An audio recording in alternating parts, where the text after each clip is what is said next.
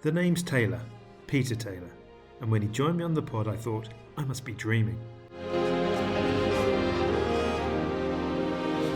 It's another day to live another fairy tale.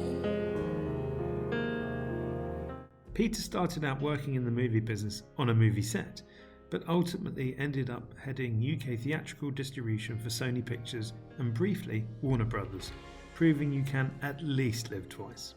Whether it was releasing blockbusters like Spiderman or critical favourites like The Social Network, Peter's enthusiasm and passion for film shone through and did again when we caught up to chat. We only have a day tonight. We only have a day tonight. To live and never pray. To play and never die.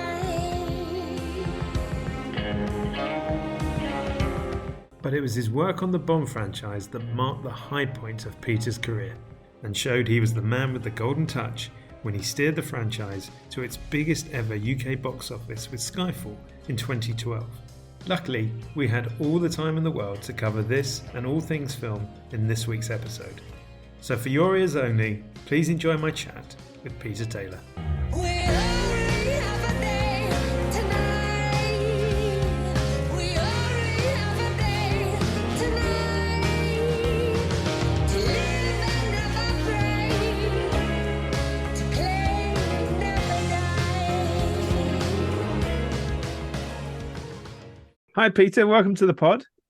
Thank you very much. Thank you for asking me on. Oh, absolute pleasure. I always like to start with a fun question to get the creative juices going. I was really interested to know whether you would share your 5 favourite cinemas, whether in the UK or globally, because theatrical distribution, which we're going to talk about, is very much about putting movies into cinemas and knowing which ones work very well. So it'd be really interesting to know the ones that really stood out for you. It's actually quite interesting. I think if I think of cinemas that mean something beyond just watching a movie this all gets rather romanticized because it's going to be theatres that I take me back in some cases quite a long way. I mean, the first one I would have to pick, which is no longer there, is the Playhouse Cinema in Windsor, which is where as a little 5-6-year-old kid I was taken by my parents to see movies, where I fell in love with going to the cinema. For a 6-year-old, and it's amazing because we're talking about mid-60s. A town like Windsor had a cinema that was 1,000 seats plus and its own restaurant. But I remember, all those early days of Disney and Bond and Pink Panther and stuff like that, all at the Playhouse Windsor. So that's where it started. So that would be one of them. Slightly at the other end of the scale, also no longer there, the Scala King's Cross, which was renowned throughout its history of showing the most eclectic, controversial lineup of movies, either in English language, foreign language. And you'd see things there you would only sort of maybe read about in magazines, European cinema, or even further than European. It was a real film fans' place to go. Again, not as it is now, but I always think very fondly of the Empire Cinema in Leicester Square, which to me epitomised, even more than the Odeon Leicester Square, it really epitomised the sense of event of going to the cinema. When it was a one screen, 1,300 odd seats, it really felt that you were going into somewhere special and seeing something special, an event movie. And I would go back a million years, but Raiders of the Lost Ark, E.T. So that would be another one. Overseas, I can't leave out Grauman's Chinese Theatre in LA, which is, you can't think of Hollywood without thinking of that as a cinema. And the last one, which I can't even tell you the name of the cinema, but it's just a standard cinema in Pasadena, also in Los Angeles, suburb of Los Angeles. And I remember going to see a movie there with a paying American audience, again, when I was very young, and having an experience way beyond anything you could ever imagine from a British audience, which are quite reserved and, they respond. But there is nothing like an American audience when they're into the movie was Interview with a Vampire. And it was, in the best possible sense, carnage in the theatre. People were screaming and shouting and standing on their seats. And it just brought watching a movie to an entirely different level. And I always think back to that first time in Pasadena with an American audience. So they would be my five. As I said, it's quite a romanticized selection, but they're the five I would choose. Very good. Well, you touched on being a younger person in Windsor, and I guess that was probably where you fell in love with cinema. Also interested to hear about how you got into the business and how you made that transition, and particularly from the point of view that the Columbia Pictures that I joined was not necessarily the same organization that you joined. What I didn't realize was that from 1971 until the end of 1987, Columbia's international theatrical distribution operation was actually a joint venture with Warner Brothers named Columbia Warner, and in the UK it was actually called Columbia EMI Warner. And exactly. you joined in 1981. So how did you get into the movie business, and then how did you end up at that operation? As I said, I used to go to the cinema a lot, my parents, my sister and I, and then I'd watch a lot of movies on TV. And it was like, with my dad, it was obviously westerns, war movies, thrillers, whatever. Yeah, I would quite happily sit with my mother and watch musicals, drama, melodrama. Just loved watching film, and so did they. So I always loved it, and I always, what do you want to do when you grow up? I want to work in films. What do you want to do? I had no idea what it meant. I just said, I want to work in films, knowing that somebody made them, somebody showed them, and they had no concept of how either worked, really. And then I started reading up on film production, because there was nothing written really about exhibition or distribution. And I had it in my head that I wanted to be an editor, had no idea how to go about it, and through one of the greatest strokes of luck ever for anybody, let alone me, my A-level economics master said to me at Windsor Grammar School, he said, "We're surprised you're not going to university." And I said, "No." And he said, "Why are you so keen not to go?" And I said, "Because I want to work in films." And he said, "Doing what?" And I said, "Well, I don't really know what that means, but that's what I'd like to do." And he said, "Well, how do you get into that?" I said, "I don't know. I'm just going to have to write." And he said to me, "Well, my next door neighbour is a director of photography. Would you like to meet him?" And I said, "Well, yeah, that'd be great, thank you." And there was a guy called Harry Oakes, and he was a terrific cinematographer, did an awful lot of model work. And so they arranged for me to have a cup of tea with him, and he was a charming old guy. And he said, "Oh, I'm just, on a film at the moment. Would you like to come along to Shepperton Studios and meet the producer?" "Yes, please." So I go along to the Shepperton one day with him. And the producer was a guy called Bernard Williams, and he said, "I understand you want to work in film. What do you want to do?" And I was like, "Well, I don't really know. I'll do anything, but editing really interests me, but I don't know where I go from here to there. But I'll do anything. I don't care." And he said, "Well, why don't you come work with us?" And I went as a runner, and that film was Flash Gordon. And then it was a huge production. It was produced by Dino De Laurentiis, who pretty much set up a mini studio in the UK. And I went straight from that into a film that's not necessarily remembered a great deal now, or shown a great deal, called Ragtime, which was directed by Milos Forman, who'd done One Flew Over the Cuckoo's Nest and went on to do Amadeus. It was James Cagney's last movie. There were loads of great old Hollywood people in it, and I did that, and they were both big, long productions. It was at a time, if you look at the early 80s, late 70s, early 80s, British film production was pretty much on its knees. I mean, there were very few movies, compared to today, where it's so hugely successful and studio space is like gold dust because there was so much being made here. A lot of the stages were dark, the big places like Pinewood, Shepperton, Twickenham as it was then, and the jobs just weren't there. So my parents were very supportive, and I tried to get jobs, didn't get them. And in the end, I thought, yeah, you've got to do something in the meantime. And the industry newspaper, Screen International, was published weekly. There was an advert in the back saying that Columbia and Warner were hiring, and I applied and got a job there as a sales clerk, just to keep in film. And that's how I went from production into distribution.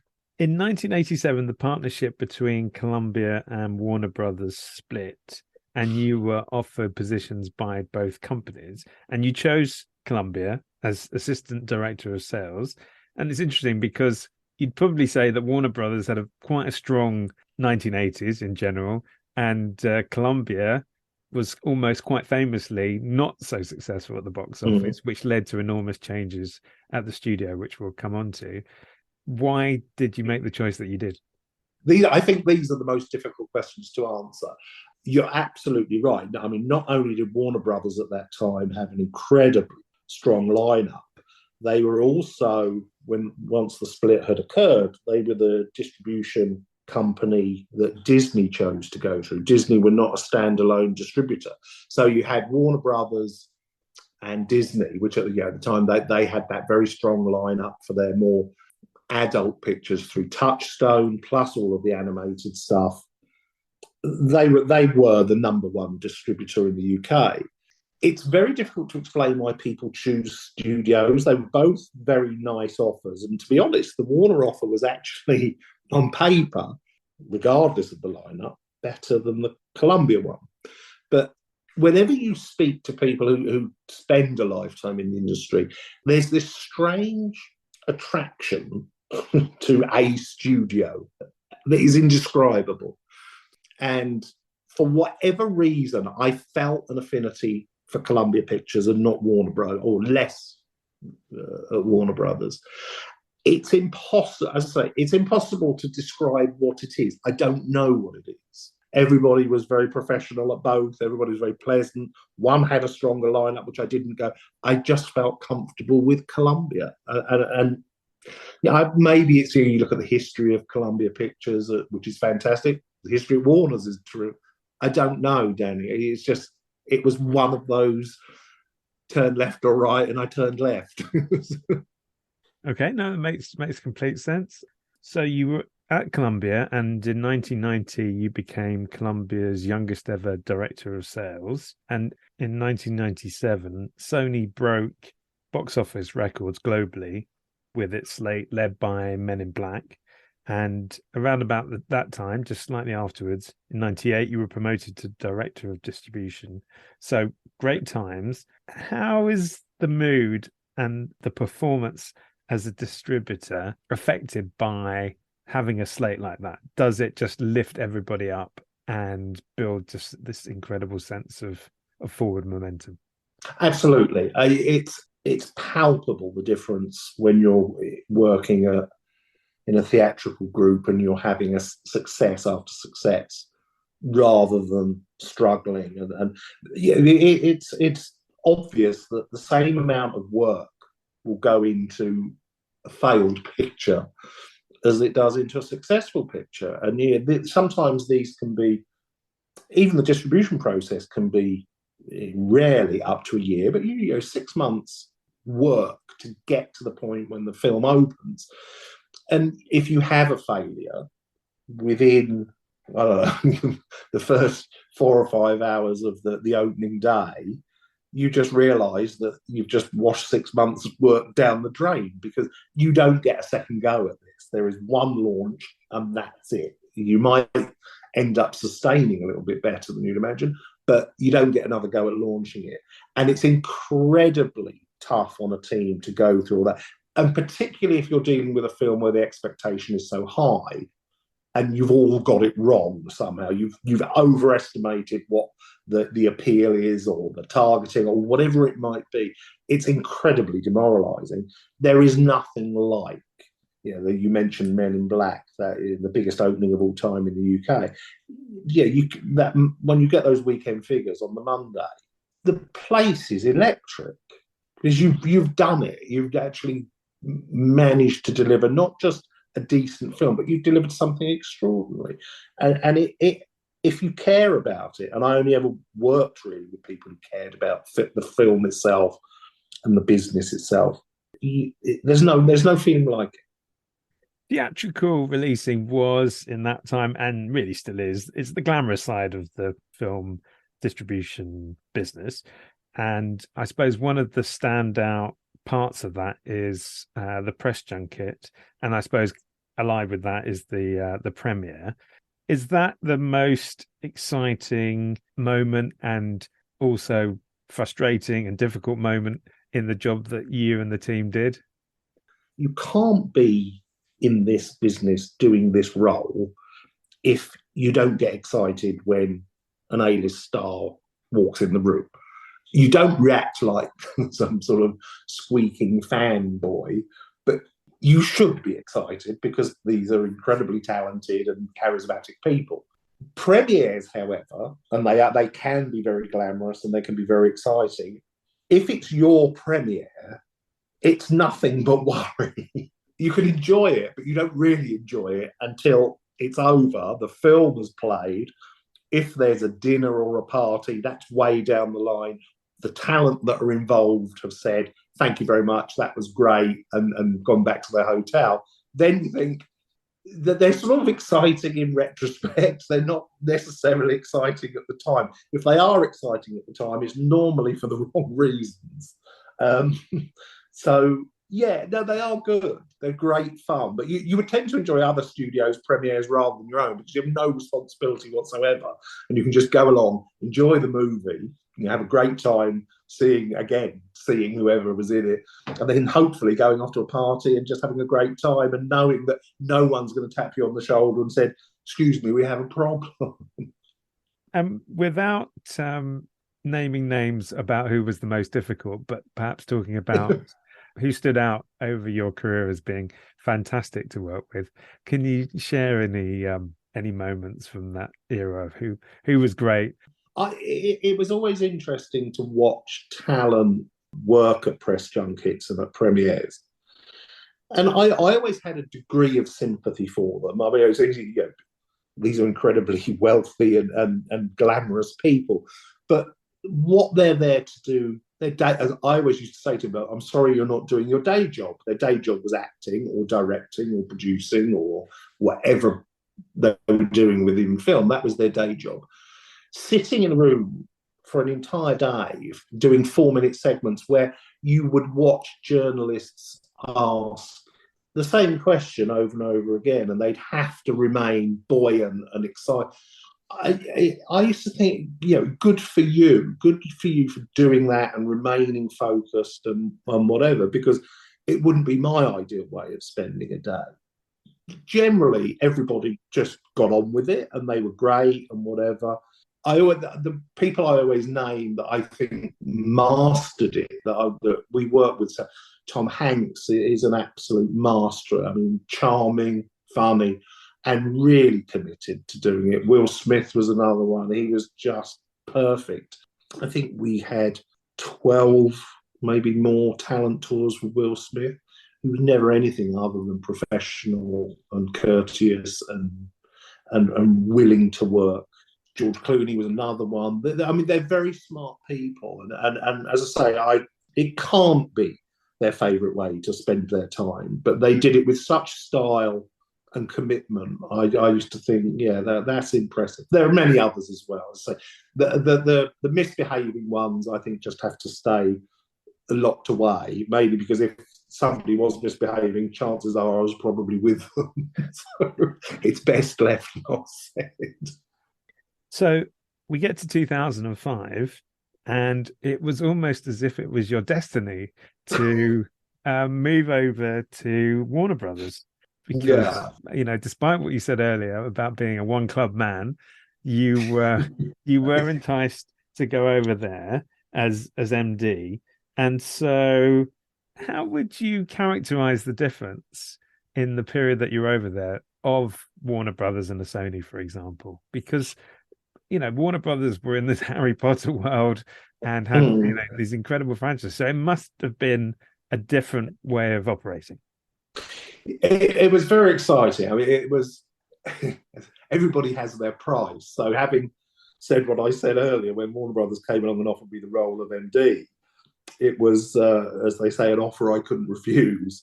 And, as you say, I was going into the world of Harry Potter and a number of other big titles that they were handling. I think probably the difference at that point for me, the difference would be Warner's felt much more corporate. It felt more regimented and orderly.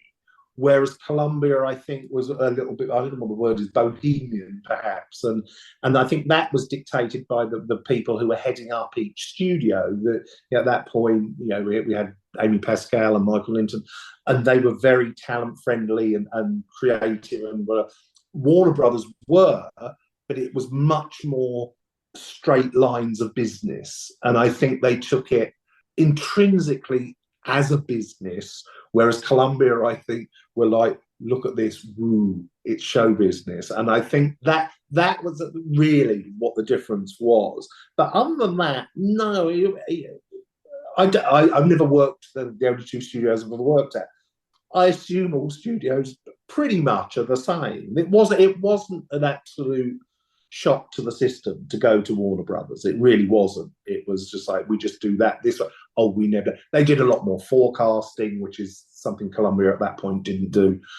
And that was sort of it. It did feel more orderly, I think, is the way I would think back to it. So that was 2005, but in 2006, back to Sony. And what good timing in the sense that you had the opportunity to work with a movie brand in the UK that is unbelievably iconic, which is the Bond film, Casino Royale of that year. And what was that like to be involved in that franchise? Probably something that you had admired since a child. Well, it's to this day, I probably do think of it every day and look back and wonder how on earth it could have happened to me. It was Sony came and asked me to come back as MD when I was, hence the short tenure at Warner Brothers before any salacious rumours. And I was, going home. We'll get romantic about it again. But one of the main drives, as far as they were concerned, and certainly the attraction for me, was Casino Royale, Daniel's first Bond movie. If you love film and you're British, and when you're between the ages of 6 and whenever, and you sit there with your mum and dad watching double bills of From Russia with Love and Goldfinger at the Playhouse Windsor or whatever, and eventually the first film you see on your own as an 11-year-old is Live and Let Die and blah, blah, blah, blah. And you get the opportunity to work with Barbara Broccoli and Michael Wilson on a James Bond movie. It's impossible to describe, certainly for me. Absolutely impossible. What their father, Cubby Broccoli and Harry Saltzman did remains, I think, unparalleled. I think it's not the greatest respect to the Harry Potter franchises or Star Wars, Marvel Universe. The Bond franchise, I think, stands head and shoulders, for longevity. We're 60, it's impossible to believe 60 years in on a franchise to not only just exist, but be equally or even more successful, having reinvented itself on several occasions. It's something else, and it's, of all the movies you deal with, it's not just a movie. The influence that the Bond movies, and to a degree the books, but certainly the movies, have had on the culture of this country over 60 years, it goes everywhere. Travel, cars, fashion, architect. Ken Adams' set designs have influenced major architects. We'll say, who's your big influence? Ken Adams. I used to go and watch James Bond movies. Gadgets that were possibly laughable now aren't. I mean, it is actually part of our cultural DNA. And with that is a huge responsibility. And Barbara and Michael are enormously demanding, but no one has earned the right to be more demanding than Eon Productions. No one. Because they know that inside out. They know what they want. They're very happy with people who come in with ideas that they've not done before. but you have to be at the top of your game with them, and quite rightly so. It was remarkable to start with Casino Royale, and I did three others before I retired. They were always, I mean, extraordinarily hard work. I mean, it was almost a constant, but I mean, amazing, absolutely amazing. And interesting to compare it to another studio franchise like Spider-Man, for example. Mm. Also very big at the UK box office, very big in the global box office. Different way of approaching things. Yes, I mean, first of all, as much as he remains, Spider-Man is the number one superhero with it across DC, Marvel, Image, comics, whatever comic universe. Spider-Man is always considered to be number one. Even Marvel consider Spider-Man the number one. So yeah, it is a hugely responsibility to deal with that franchise. The difference is when I talk about the cultural influence of Bond, you don't have that with Spider-Man. I think the challenge you have with Spider-Man back then is less so now because comic books generally have become more accessible to a bigger audience, despite what some filmmakers may say at the moment about them not being real movies. They really are real movies, and they're very good movies. It is convincing. You could go out to people and say, we've got a Spider-Man movie, and initially it's like, I wouldn't see that in a million years, because there's an instant, I know what Spider-Man is. It's for kids, it's a cartoon, and I think as time has gone on with Spider-Man and any of those good superhero comic book based movies, is to prove that there is a depth to them, and that can be for a general audience, for people who wouldn't normally go to see that type of movie. And I think that's what we were always conscious of Spider-Man. In the early days, it was, we need to get over this hurdle of, oh yeah, there's a Spider-Man movie. Well, I know what that will be. To say, well, actually, you don't. It's something far more complex than that. There's far more intelligence in it than you would possibly think you're going to see. And I think that was the difference in that. With Bond, to a degree, it's pre-sold in a positive way.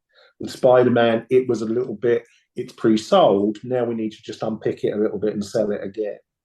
And just finally on Bond, certainly Skyfall stood out as the first movie to break £100 million at the UK box office. It felt like everything came together for that, to take that movie and that franchise to its absolute highest level. Must have been a career highlight. Oh, for sure. Apart from the fact, I'm not sure I can say apart from the fact it was a good movie. Firstly, it was a very good movie. It was an exceptional James Bond movie. And I love to tell the story because I say about Barbara and Michael, they're not precious in any way. They're just very proud of what they've achieved, quite rightly so. But they're not precious. And I remember somebody saying to Barbara at an event, and I stood there and heard them say it, and he said, the best compliment I can pay you is it doesn't feel like a James Bond movie. If somebody wasn't a fan of the and she loved it. I mean, she said, oh, thank you, but I really like that. And he was there to say, it wasn't an incredibly good movie on its own, right? Won, obviously, the BAFTA that year, Best British Film. It was an exceptional Bond movie, a very good movie. That was one thing. But yeah, 2012, we had that, it was the Queen's Jubilee year, the London Olympics, which were, where we did the stunt of the parachuting in. And it was, I think it was India Knight wrote in the Sunday Times that it was the year where it felt good to be British. And we were constantly, everybody was looking for something to re-emphasize the Britishness again. And then along comes a terrific James Bond movie, and it doesn't really get much more British than that. And it was just a part of that whole 2012, we're back in Britain again. And I think it went into that zeitgeist, but then with a huge opening, everybody thought this film is something else. It held like a rock till post-Christmas. I mean, it just went on and on. As you say, topped out 106 million at the box office. First film to ever break 100 in the UK. The only 2D film still to do it. A real highlight for me. I mean, it was so exciting. So if that was a career highlight in 2012, a couple of years later in 2014 came, I suppose, a more challenging situation because the studio was hacked and certain emails came out. And unfortunately, some of those emails were yours. And Sadly, yes. I think it's fair to say that some of your feedback on the film was less than positive. And I guess it's a really interesting question, particularly for anybody who's working in, as you mentioned, corporate environments and creative environments, to give feedback on creative work. Was it a case that your position and your longevity in the studio gave you the confidence to give that pretty harsh feedback on that film? I mean, giving notes is never easy, right? No, no, no, no. The first thing I would say, yeah, it was the hack was the low point. It was a horrible period to work through and to see stuff like that coming. I do like to try and find positives in things. The only positive I ever found out of the hack was that on one day only, when my emails were starting to circulate, you remember that online blog called The Wrap? And on one day, I was trending higher than Channing Tatum. Somebody told me so. That's my only positive for the hack, which I sort of it's not much of a positive to be honest, but there we are. It's very difficult, I think, because there's an awful lot of money riding on making movies and releasing them. I always felt it was my responsibility to tell the truth. Now, I was very lucky. And yeah, with people like Amy Pascal, Michael Lynton, Jeff Blake, subsequently Tom Rothman and Josh Greenstein, all these people, I did know them, and I hope they weren't having me on all these years. But they always told me they appreciated the fact that I was honest. It goes back when I was very, very young as a salesman. My first sales manager always said to me, if I ever hear a salesman misrepresenting a film, you'll be gone. You know, not every film is Lawrence of Arabia, unfortunately. I wish they were, but they're not. But if they're not, it doesn't mean you don't try, and it doesn't mean you don't try to find a way to get it to an audience. Because to some people, that film will mean a great deal. And that's what I love about film. You can ask anybody an opinion of a film and you won't get two the same, and you shouldn't. And just because I don't like it doesn't mean another group won't like it, or because I love it, they have to love it. And so whenever I read scripts or saw movies, I always wanted to give my honest opinion, A, of the project itself, and B, of its commercial prospects and what the challenges are. And if they were negative, as they were of the interview, because I didn't like the film, I thought it was a very difficult film to sell, I wanted to give the reasons why, the way I saw that film playing out in the UK. And I think because I was known, and I think because people trusted me that it wasn't done in any, well, I didn't like it, so we won't bother. I think it was accepted, and I was told welcomed. And interesting question from my point of view, having been at the studio in the sort of the previous period, and the interview may be as sort of symptomatic of this a little bit, but did you ever feel that the Sony slate had a strong US centricity, and that made, putting Bond aside, that made that job a little bit harder compared to movies that perhaps had a more global or international? Yeah, I think everybody was very conscious of it. I mean, particularly with comedy, where we had an incredibly successful relationship with the likes of Adam Sandler, Seth Rogen, maybe to a lesser degree Will Ferrell, but although he made 2 or 3 films for us, which the humour, certainly in the earlier movies, was very US centric and caused us problems, particularly with Adam, because his movies were actually popular, but we couldn't get people to go. I know that sounds a strange thing to say, the guy who used to head, you would know very well, used to head up Sky TV, Sky Movies, used to say when they get a new Adam Sandler, they watch all their figures spike, but we couldn't get them to go to the theatre. And it was as simple as we went, and we did so many films with Adam, and he's another nice guy and works very hard, that his earlier movies were all getting 15 rating, and his audience here couldn't go. They were much younger. And once we were making Adam's movies that were 12A, and I think the first one was 51st Dates, which I still think is one of his best movies with Drew Barrymore. From then on, we started to enjoy that success that they had in the US with him there. Not quite to the same. We never got him right up to the level of the US, but they were very successful movies. Grown Ups, a couple of Grown Ups movies, lots of others.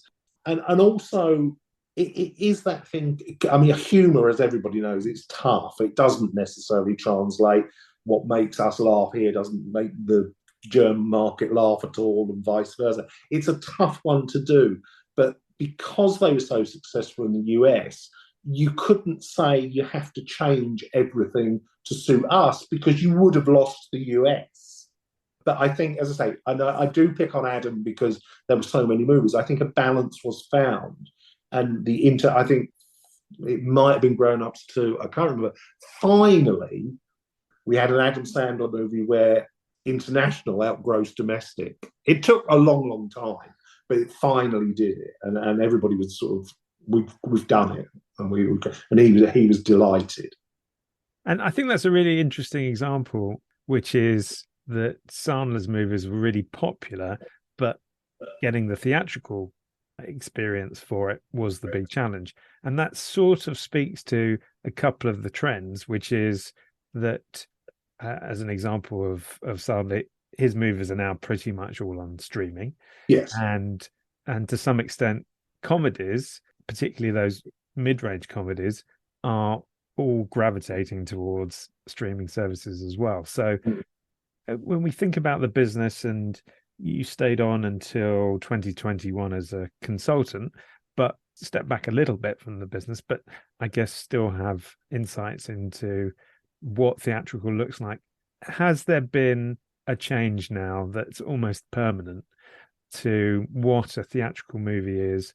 And is that something that's not just about COVID, but maybe exacerbated by COVID, that the whole business is now taking a different shape? Yeah, I think it is taking a different shape. I have to say, I'm not sure that is such a bad thing. I always go back to it. If you can get people to watch movies, obviously I would have preferred they watched them in a cinema. If they don't, providing they're watching movies, we've all got a future. I think the quality of film coming out of streaming services, a lot of it, is of such an incredibly high standard. Yeah, it would be very easy for them to make, maybe if you think back to we were talking about DVD in the 90s, to make low-level action movies because they need to feed content on their platforms. But they're making incredibly high-profile movies across multiple genres with A-list stars, directors, producers and whatever. And I don't see how that can be a bad thing. I obviously would like cinema to be better. I mean, there are, I think, in the last few weeks in the US and looking in the UK, I think there is a little bit more of a sign of life of it not just being one movie a week. I always feared an industry that was purely blockbuster driven. I don't think that it's healthy for your bank balance. And so, yes, we want the blockbusters. But I do think you need to have a range of product for a range of audiences and show it to them, if possible, in a technically proficient and comfortable environment with a lot of people. Because, as old-fashioned as it may be, there is still nothing than sitting with 300 people watching a comedy or a horror movie and hear people scream, or even sitting in Avengers Endgame and having people, 500 people spontaneously cheer when they all appear. There's nothing like it. And it would be a shame if that went. And it doesn't have to be an event. Even in a 80-seat theatre, if it's intimate and you're watching a drama or whatever, I don't think there's anything quite like it. But when I see certain filmmakers making films for the streaming services, and the chances they take on some of those movies, I can only think, good for you. And what worries me most really about not having smaller movies is if you don't have smaller movies, you won't end up with the next Russo brothers or whatever, because no one goes in to learn. And Marvel have done it, I think, particularly well over the last, well, wherever we are now, 10, 20 years, where they've been making those Marvel movies. So many of their directors came from small independent movie making and then went on to make huge effects, heavy blockbusters that delivered not only in spectacle, but in drama and in plotting and whatever. And I think if you're not going to make those smaller movies for people to learn and then go on to that, you will end up with probably about half a dozen people doing the same thing over and over again. And that for me would be a great shame.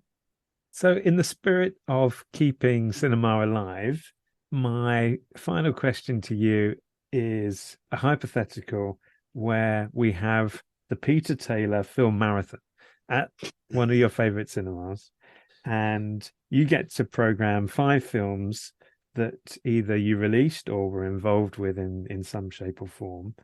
So what would be those 5 films that would be in that screening marathon? Flash Gordon, just because it's where it all started and it's so much fun, that I would just look at that and sort of wistfully remember being 17 years old. So that would make me happy in itself. So Flash Gordon will be one.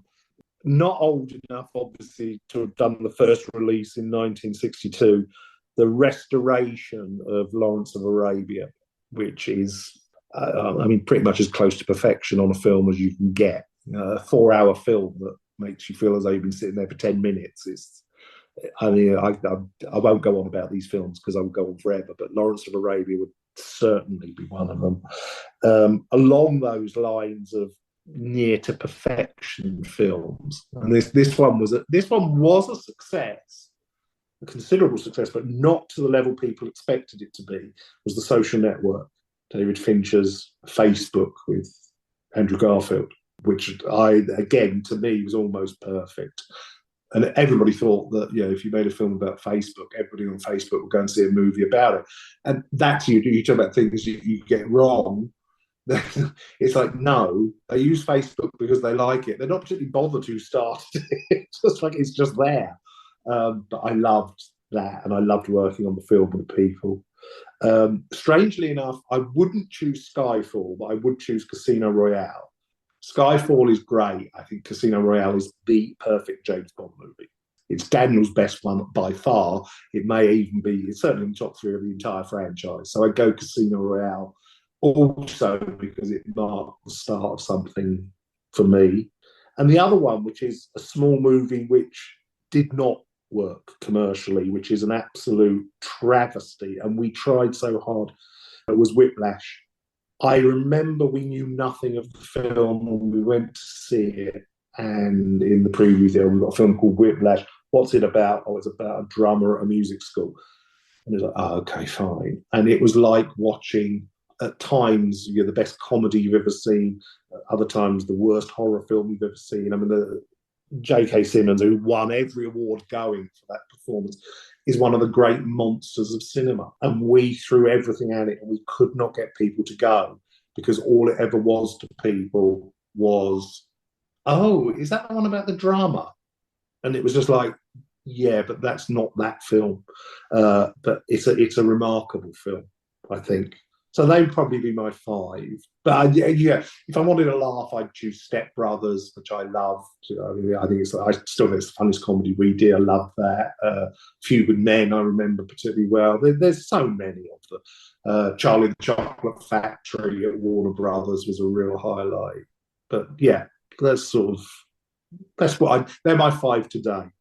Okay, very good. Well, we may have to turn it into a weekend rather than just a single day. Well, we started with Flash Gordon, And it's good to know that Taylor's alive and Only just, still, still thriving, clearly. But more than anything, thank you for being a guest on the podcast and No, for thank you. sharing so many memories of a spectacular career. Thank you, Peter. Thank you very much. It's been really good fun, and making me think back. It's there's some stuff that I've not thought of for a long, long time in there. So thank you very much.